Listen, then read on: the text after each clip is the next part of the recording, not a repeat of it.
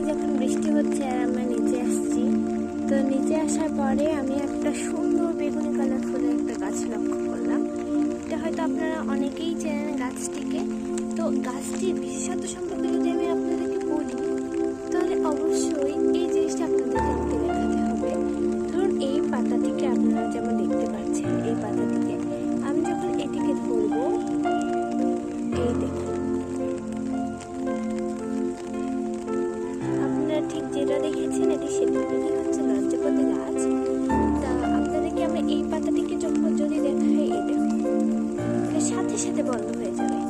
Even যদি এই পাতাটিকে আপনি লক্ষ্য করুন, আমি এভাবে ছুলাম আর পাতাটি বন্ধ হয়ে গেল।